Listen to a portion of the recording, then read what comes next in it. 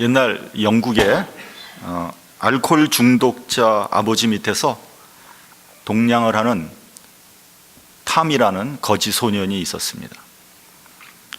탐은 아버지의 학대를 받으면서 길거리에서 동냥을 했습니다.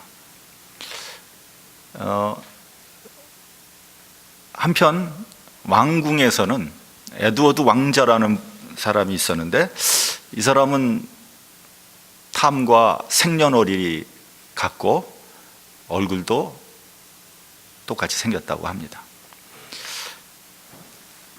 탐은 늘 왕궁을 사모했습니다. 왕궁에 있는 사람들은 어떻게 살아갈까? 하루는 왕궁 앞에서 놀고 있다가 경비병에게 붙잡혀서 얻어맞고 있었습니다. 그 광경을 본 에드워드 왕자는 탐을 불쌍히 여겨서 그를 왕궁으로 불러들여서 옷을 갈아입히고 목욕을 시키고 같이 이야기를 했습니다. 이야기를 나누면서 문득 에드워드 왕자는 탐처럼 잠시 동안 살아가는 것도 재미있을 것 같다, 이런 생각을 하게 됩니다. 그래서 탐에게 잠시 역할을 한번 바꿔보자고 그렇게 제안을 하고, 에드워드 왕자는 거지 옷을 입고 왕궁을 나갑니다. 나가다가 경비병에게 붙잡혀서 얻어맞습니다. 에드워드 왕자는 나는 영국의 왕자 에드워드다, 그렇게 얘기를 해도 전혀 먹히질 않았습니다. 헛소리 한다고 더 얻어맞았습니다. 거리로 내쫓긴 에드워드 왕자는 거리를 헤매다가 탐의 아버지를 만납니다. 그리고 또 얻어맞습니다. 에드워드 왕자는 나는 탐이 아니라 영국의 에드워드 왕자라고 얘기를 했습니다. 미쳤다고 더 얻어맞습니다. 전혀 통하지 않습니다. 한편 왕궁에서는 탐이 사람들이 에드워드 왕자로 알았습니다. 탐은 나는 왕자가 아니라고 아무리 얘기해도 통하지 않았습니다. 왕궁에 있는 사람들은 왕자가 좀 이상하게 변한 것 같다고 고개를 갸우뚱했습니다. 에드워드의 아버지 헨리 왕이 죽게 되었고, 거지 탐이 뒤를 이어서 왕이 되게 되었습니다. 대관식 날이 되었습니다. 한편 에드워드 왕자는 천신만고 끝에 마일드 핸든이라는 사람의 도움을 받아서 대관식 현장에 나올 수 있게 됐습니다. 그는 대관식 그날 그 식이 열리는 그 순간에 밖으로 뛰어나와서 내가 진짜 에드워드 왕자라고 소리를 질렀습니다. 그 자리에 있던 탐도 이 사실을 인정을 했습니다. 나는 진짜가 아닙니다. 저기 있는 저 사람이 진짜 에드워드 왕자입니다.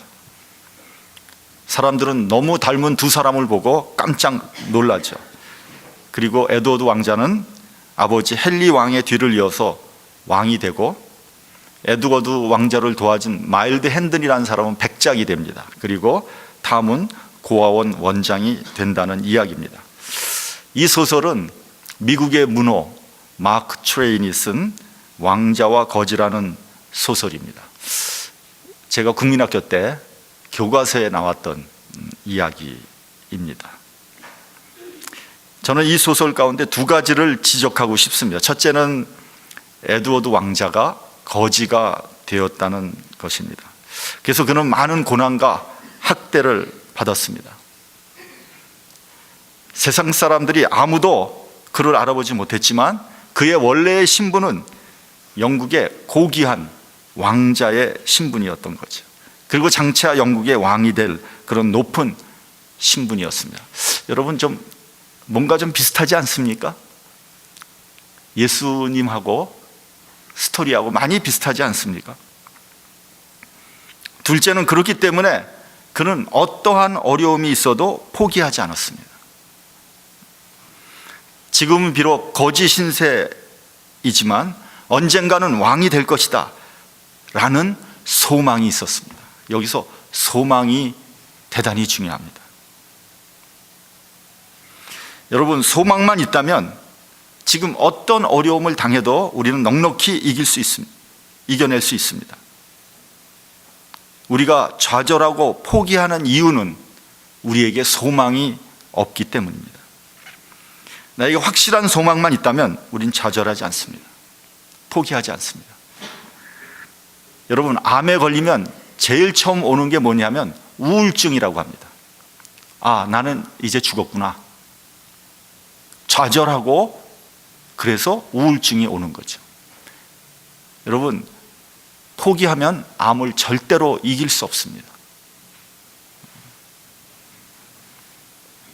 가끔 신문을 보면 자살하는 사람들이 많이 나와요.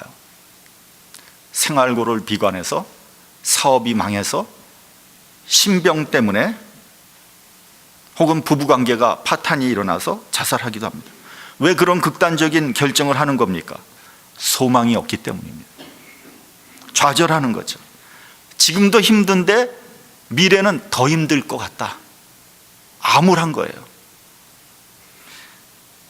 한국이 OECD 국가 가운데 자살률 1위라고 합니다. 이건 뭐를 의미하는 것입니까? 미래가 암울하다는 거예요. 그래서 사람들이 절망하고 있습니다. 미래가 지금보다 조금이라도 나아질 거라는 희망이 있다면 그들은 결코 자살하지 않을 겁니다. 여러분, 한번 생각해 보세요. 과거가 있고 현재가 있고 미래가 있습니다. 이 세 가지 시제 중에 어느 게 제일 중요하다고 생각합니까?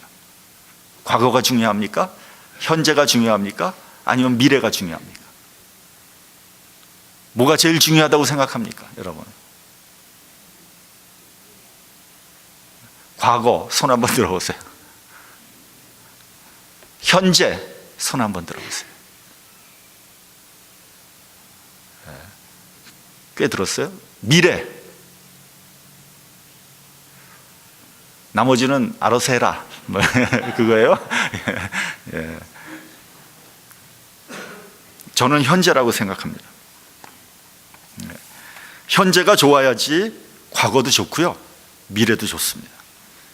현재의 모든 일이 잘 되면 미래에도 좋은 일이 생길 것 같죠. 왜냐하면 현재를 통해서 미래를 보기 때문에 그렇습니다. 또 현재가 행복하면 과거에 어려웠던 일들이 아름답게 포장되는 거예요. 오늘 내가 있기까지 과거의 고통, 어려움이 필요한 것이었구나 하고 미화하게 됩니다. 여러분들이 너무나 잘 아는 서정주 씨의 시를 한번 보십시오. 한 송이 국화꽃을 피우기 위해서 봄부터 소쩍새는 그렇게 울었나 보다. 한 송이 국화꽃을 피우기 위해서 천둥은 먹구름 속에서 또 그렇게 울었나 보다. 한 송이 국화꽃을 피우기 위해서요, 그 여러 가지 어려움과 고통이 있었는데 지금 화려하게 핀 국화꽃, 그것으로 인해서 그 모든 고통, 그 어려움이 다 아름답게 승화되는 거죠. 그런 시 아니겠습니까? 반대로 현재가 행복하지 못하면 과거의 여러 가지 어려운 일들이 다 부끄럽게 느껴지고 다 저주스럽게 생각되는 거예요. 그래서 많은 사람들이 잘못되면 조상 탓하는 거예요. 조상서부터 지질이 못 살더니 그 저주가 나에게까지 대물림 됐구나. 또 현재가 고통스러우면요, 미래에도 좋은 일이 있을 거라고 생각하지 못합니다. 미래가 보이질 않아요. 자, 그렇다면 현재가 제일 중요하다면 어떻게 해야지 현재가 기쁘고 감사하고 행복하겠습니까? 오늘 본문은 그런 측면에서 아주 중요한 영적인 교훈을 우리에게 주는 말씀이에요. 우리 그리스도인이 어떻게 해야지 행복하고 감사할 것인가? 오늘 본문을 우리는 변화산 사건이라고 합니다. 너무나 잘 아는 사건입니다. 주님께서 제자들과 함께 높은 산으로 올라가셨다는 거예요. 그곳에서 주님께서 변화되었다는 거죠. 본문은 이렇게 표현하고 있습니다. 그 옷이 광채가 나며 세상에서 빨래를 하는 자가 그렇게 희게 할 수 없을 만큼 심히 희어졌다. 이 사건은 마태복음, 마가복음, 누가복음 모든 공강복음에 다 나오는 말씀이에요. 여러분, 먼저 이 말씀을 보기 전에 이 말씀이 나오게 된 배경을 한번 우리가 봐야 됩니다. 이게 뭐냐면 어떤 일이 있었냐면요, 베드로가 주는 그리스도시요 살아계신 하나님의 아들입니다라는 위대한 신앙 고백을 하게 되죠. 그리고 나서 예수께서 비로소 고난을 당하고 십자가에서 죽으시는 것과 부활하시는 것을 그때야 비로소 말씀합니다. 제자들에게 이야기를 해줍니다. 근데 여러분, 당시에 예수님은 수많은 기적을 베푸시고요, 인기가 날로 상승하고 있었습니다. 정말 잘 나가시고 있는데 어느 날 갑자기 그것도 십자가에서 죽으신다고 말씀하시는 거예요. 아니, 지금 잘 나가고 있는데, 지금 모든 게 다 순조로운데, 어느 날 예수님께서 나는 십자가에 죽게 될 것이다. 그 소리를 듣고 제자들은 요즘 말로 멘붕에 빠진 거예요. 아니, 왜 저런 얘기를 하실까? 그래서 베드로는 예수님을 꾸짖지 않습니까? 이게 도대체 무슨 말씀입니까? 좀 그런 심약한 얘기는 하지 마십시오. 그런 일은 주님에게 절대 일어나지 않을 것입니다. 그러니까 예수님이 뭐라 그럽니까? 사단아, 물러가라. 너는 나를 넘어지게 하는 자로다. 그러니까 예수님과 제자들 분위기가 너무나 썰렁해진 거예요. 제자들의 마음은 갑자기 이렇게 업돼 있다가 갑자기 우울해지고 시무룩해지고 당황스러운 거예요. 예수님이 하신 말씀이 사실이라면 앞으로 상황은 어떻게 전개될까? 우리가 예수님을 계속 쫓아다니는 게 옳은 일일까? 예수님 따라다닌다고 무슨 부가 있을까? 헛물 키는 것은 아닐까? 서로 말은 하지 않았지만 그 속내는 굉장히 복잡한 겁니다. 그렇지 않겠어요? 더군다나 베드로 같은 사람은요, 답이 나오질 않는 거예요. 왜냐하면 여러분, 베드로는 부인이 있었습니다. 부인이 있었다면 자식도 있었겠죠. 그렇죠? 그럼 베드로는 처자식 다 놔두고 생업 다 팽개치고 예수님을 따랐는데 어떻게 해야 됩니까? 고민이 되었을 겁니다. 요한복음을 보면 이런 구절이 나옵니다. 예수님께서 오병이어의 기적을 베풀었어요. 그러니까 사람들이 흥분했어요.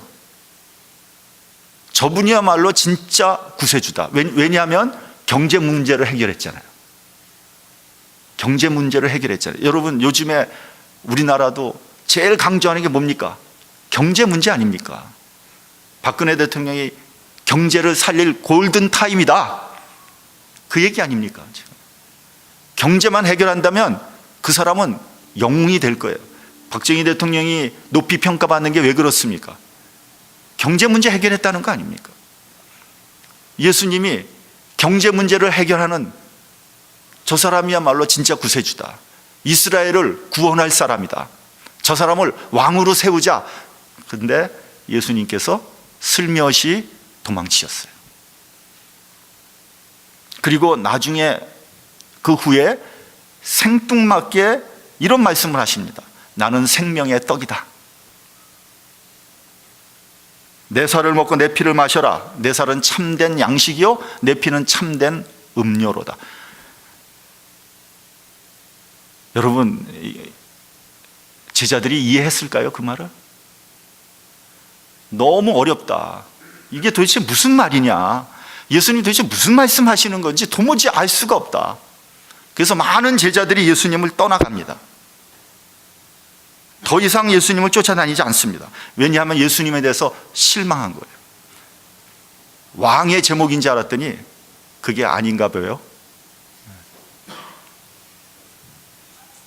예수님 따라다니면 대박 날 줄 알았는데 잘못하면 쪽박 찰지도 모른다는 생각을 한 겁니다. 그때 예수님께서 12 제자들에게 물어봅니다. 너희도 가려느냐? 요한복음에 나옵니다. 너희도 가려느냐? 굉장히 그 예수님의 그 물어보시는 그 모습이 너무 쓸쓸하잖아요. 그동안 수많은 사람이 쫓아다녔다가 그 사람들이 다 떠나는 거예요. 예수님 12 제자들밖에 안 남았어요. 너희도 가려느냐? 얼마나 처절한 얘기입니까? 신학적으로 그것을 예수님의 위기라고 얘기합니다. 예수님의 위기, 다 떠나가 버리는. 여러분, 교회도 말이죠, 어느 날 갑자기 쫙 떠나가 보세요. 순식간에 교회가 싸늘해집니다. 교회의 다이내믹이 그냥 떨어집니다.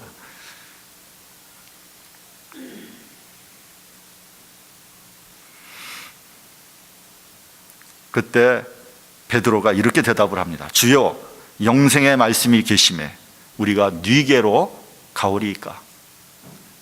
수제자답습니다. 막 흔들리는 그 예수 커뮤니티를 그 한마디가 꽉 잡아주는 거예요. 그러니까 도대체 어디로 갈 수 있겠습니까? 영생의 말씀이 여기 있는데. 본문 1절을 보면요, 예수님께서 이렇게 말씀하십니다. 너희 중에 하나님의 나라가 권능으로 임하는 것을 볼 자가 있다. 여러분, 예수님이 왜 이런 말씀하신 걸까요? 오늘 본문 1절을 보면은 왜 예수님이 이런 말씀을 하신 걸까요? 왜냐하면 예수님께서 십자가에서 죽으신다고 하니까 제자들이 좌절했거든요. 실망했거든요. 어떻게 해야 되나 갈등하고 있거든요. 그들에게 용기를 주고 예수님의 실체를 보여주시기 위해서 이 말을 하신 거예요. 그리고 본문 2절을 우리 같이 봉독하겠습니다. 본문 2절. 자, 시작. 엿새 후에 예수께서 베드로와 야고보와 요한을 데리시고 따로 높은 산에 올라가셨더니 저희 앞에서 변형되사, 세 명의 그런 일이 있은 후 엿새 후에 세 명의 수제자 베드로, 요한, 야고보를 데리고 높은 산으로 올라갔습니다. 그리고 예수님은 그들 앞에서 변형되었다라고 증언하고 있습니다. 영어로 보면 transfiguration, 그 말 그대로 모양이 변형됐다는 거예요. 변화됐다는 거예요. 근데 여러분, 엄밀하게 말하면요, 이건 변화된 게 아닙니다. 그게 아니고 본래의 모습이 드러난 거예요. 여러분, 이런 그 기적 사건을 보면 사람들이 믿질 잘 못해요. 근데 여러분, 그게 아니라 예수님의 본래의 모습이 드러난 거예요. 그것을 제자들이 본 겁니다. 여러분, 예수님은 태초 이전부터 하나님의 말씀이셨어요. 그 말씀이 초라한 육신을 입고 한시적으로 이 땅에 오신 겁니다. 이 땅에 오신 예수님은 연약하고 볼품이 없었다고 그랬습니다. 그래서 사람들의 실어버린 바 되었다고 이사야는 증거하고 있습니다. 아무도 예수님이 하나님의 아들이라고 생각하지 못했습니다. 마치 에드워드 왕자를 아무도 인정해 주지 않은 것과 같이 말이죠. 심지어 예수의 형제들도 예수님의 실체를 알지 못했습니다. 그들은 육신으로 오신 예수님을 예수님의 실체로 이해했습니다. 그래서 예수님을 비판하고 핍박하고 무시하다가 결국은 십자가에 못 박아 죽이고 말았습니다. 잘못 본 거죠. 만약에 예수님이 하나님의 아들이라는 걸 알았으면 그렇게 했겠습니까? 그것은 원래 예수님의 모습이 아니었습니다. 예수님은요, 지극히 영광스러운 분입니다. 요한복음에서는 예수님을 이렇게 표현하고 있습니다. 말씀이 육신이 되어 우리 가운데 거하심에 우리가 그 영광을 보니 아버지의 독생자의 영광이요 은혜와 진리가 충만하더라. 여러분, 이거 굉장한 말씀입니다. 여러분, 어떤 사람을 보는데 그 사람이 하나님 아버지의 독생자의 영광이요 은혜와 진리가 충만하더라. 인간 가운데 그런 사람이 있습니까?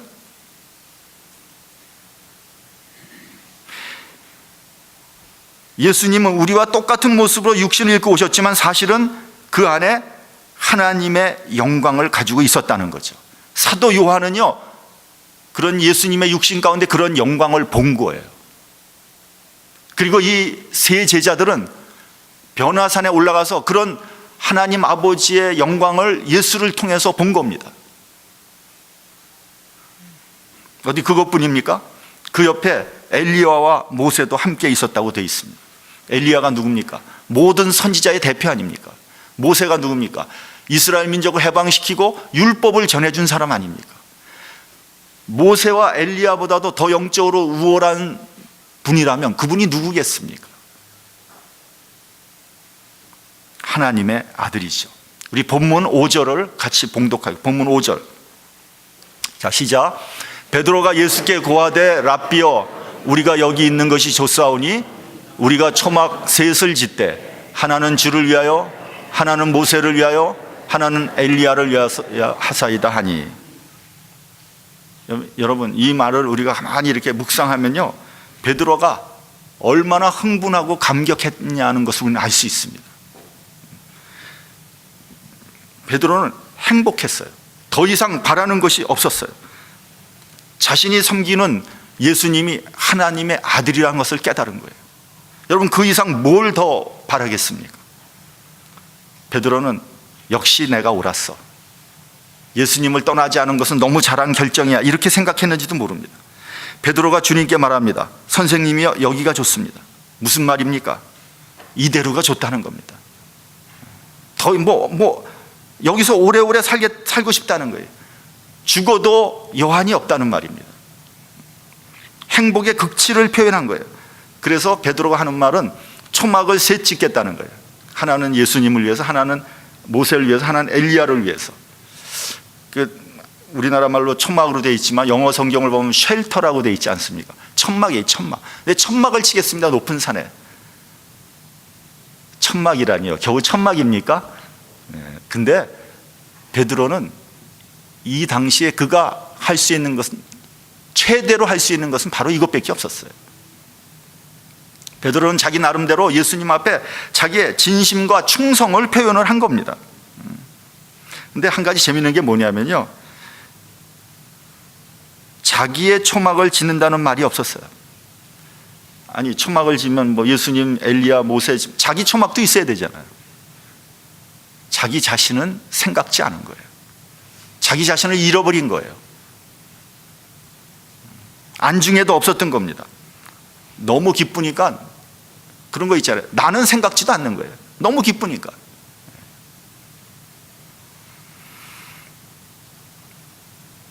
여러분, 6절을 보면 이렇게 되어 있습니다. 이렇게 되어 있습니다. 저가 무슨 말을 하는지 알지 못하고 있다고 했습니다. 저가 도대체 무슨 말을 하는지 잘 알지 못했다. 여러분, 사람은요, 너무 흥분하거나 너무 기쁘면요, 자기가 전혀 생각하지 못한 말이 튀어나옵니다. 너무 흥분하면, 너무 기쁘면. 근데요, 세계적인 심리학자 프로이드에 의하면요, 사람은 자기 생각을 가지고, 자기 의식을 가지고 하는 얘기는 거짓말이 많다는 거예요. 반대로 무의식적으로 그냥 정신없이 생각 안 하고 튀어나온 말이 사실은 진실이라는 겁니다. 진짜 그렇습니다, 여러분. 베드로는 지금 가식으로 꾸며 하는 말이 아닙니다. 그의 마음속에는 진실을 그냥 자기도 모르게 그 말을 해버린 거예요. 여러분, 베드로가 왜 그렇게 기뻐하고 흥분하고 행복해했습니까? 돈이 생겼습니까? 출세했습니까? 성공했습니까? 무슨 어떤 이익을 받습니까? 아니에요. 그런 거 아무것도 없었어요. 오직 예수님 한 분 때문에 그런 거예요. 예수님의 본 모습, 실체를 보는 순간 그는 너무나 기뻤던 거죠. 여담을 좀 하나 하겠습니다만, 요즘에 한국에 국무총리 청문회가 있지 않습니까? 두 번이나 연거푸 낙마를 해서 총리 사표를 낸 사람이 도로 총리가 되는 초유의 사태가 벌어지고 말았습니다. 저는 개인적으로 좀 이완구 씨가 좀 흠이 있더라도 좀 그냥 했으면 좋겠어요. 국무총리 됐으면 좋겠어요. 이번에 낙마하면은 박근혜 대통령 정권이 뭐가 되겠습니까? 나라 꼴이 뭐가 되겠습니까? 근데 이제 문제는 그 양반이 한 얘기예요. 기자들하고 점심을 먹으면서 그냥 한 얘기예요.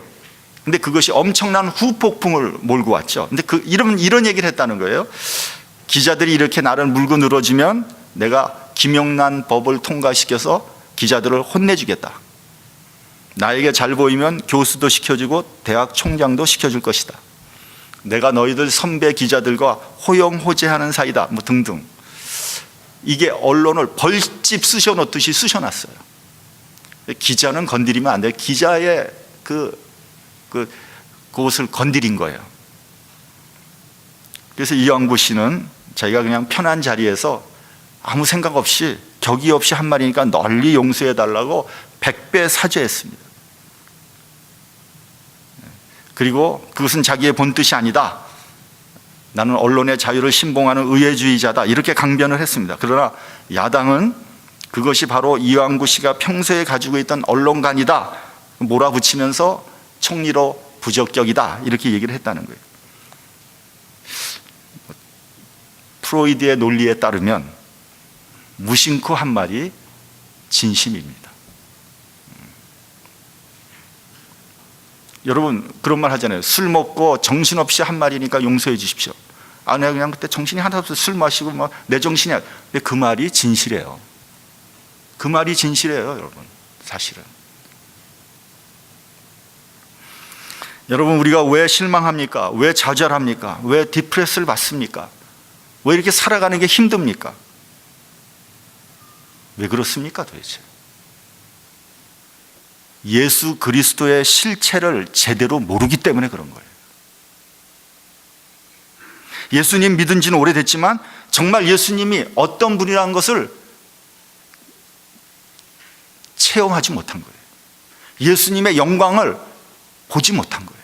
그분이 도대체 내가 섬기는 예수님이 어떤 분이라는 것을 그냥 막연히 성경 공부를 통해서, 성경을 통해서는 알지만 그분이 어마어마한 영광 중에 있는 하나님의 아들이라는 것을 모르는 거예요. 여러분 우리는 예수님의 실체를 확실히 안다면 우리는 정말로 달라질 수 있을 겁니다. 우리는 정말 주님께 정말 충성할 수 있을 것입니다. 교회에서 일어나는 여러 가지 불미스러운 일들, 예수님이 어떤 분이란 걸 모르기 때문에 그런 일들이 일어나는 겁니다. 하나님의 영광중에 오신 분이 이 앞에 있다면 여러분 거기서 헛소리 할 수 있겠어요? 허튼 짓 할 수 있겠어요? 여러분 주님은 하나님의 독생자입니다. 그분의 영광된 모습을 보게 되면 우리도 베드로와 같은 고백을 할 수 있을 거예요. 주여 이대로가 좋습니다. 더는 바랄 것 없습니다. 변화된 주님을 보고 난 후에 베드로의 태도를 우리가 유심히 볼 필요가 있습니다. 첫째, 베드로는 만족했습니다. 여러분 아까도 말씀드렸지만 베드로라고 왜 세상적인 욕심이나 야망이 없었겠습니까? 그가 처자식과 생업을 두고 예수님을 따를 때는 다 자기 나름대로 생각이 있었을 거 아닙니까? 그러나 주님의 영광된 모습을 보고 난 다음에 그 모든 세상적인 것들이 별 의미가 없어진 거예요. 의미가 없는 겁니다. 인생의 우선순위가 바뀌게 된 거예요. 전에는 돈을 더 좋아했을지 모릅니다. 출세와 명예, 자존심이 우선이었을지도 모릅니다. 그러나 주님을 진짜로 만나고 나서 그런 세상적인 것들이 하찮게 느껴지는 거예요. 우선순위가 바뀌는 거예요. 여러분 우리가 신앙생활 하면서요, 우선순위가 세상인 사람들은 아직 은혜를 덜 받은 거예요. 아직 은혜 덜 받은 겁니다. 내가 주의 일이 있고 세상 일이 있는데 세상 일에 먼저 뛰어 들어가면 그 사람 아직 은혜를 충만히 받지 못한 사람이에요. 내가 가정일이 있고 교회 일인데 가정일에 내가 먼저 뛰어 들어가면 아직 주님의 그 영광된 모습을 실제로 체험하지 못한 거예요.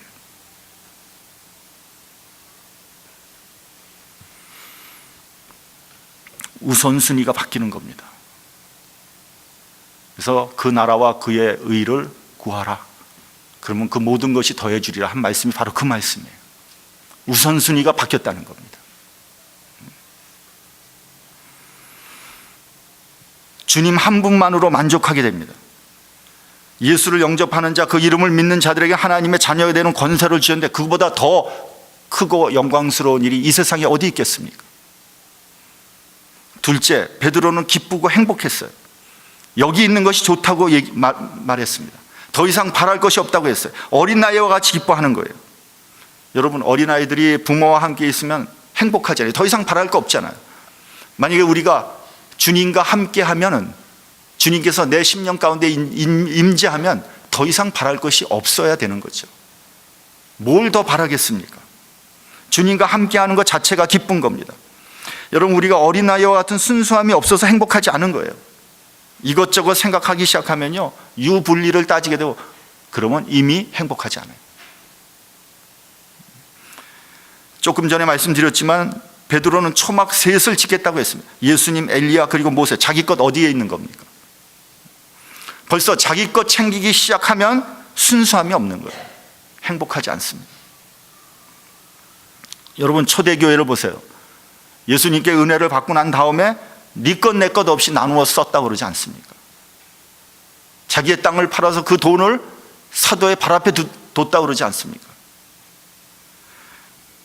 물론 그렇게 되기는 어렵습니다.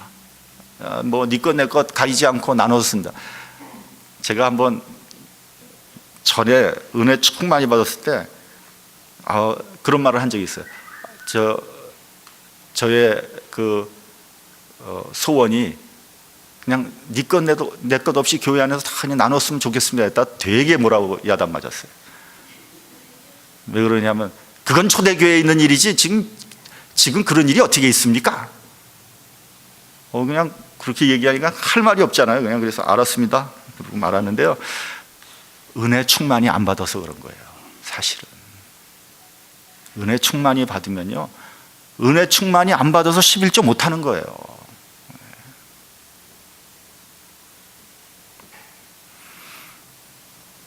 여러분, 은혜를 제대로 받으면요, 어린아이와 같은 순수한 믿음을 갖게 되는 거예요. 어린아이와 같은 믿음. 그래서 자기 것을 돌보지 않고 헌신하게 되는 겁니다. 그때 진짜 하나님이 주시는 기쁨과 감사와 정말 축복이 있는 겁니다. 그래서 여러분, 교회에서는요, 자기 것 챙기면서 은혜 받는 게 아니에요. 자기 것 내주면서 은혜 받는 거죠. 그게 교회입니다.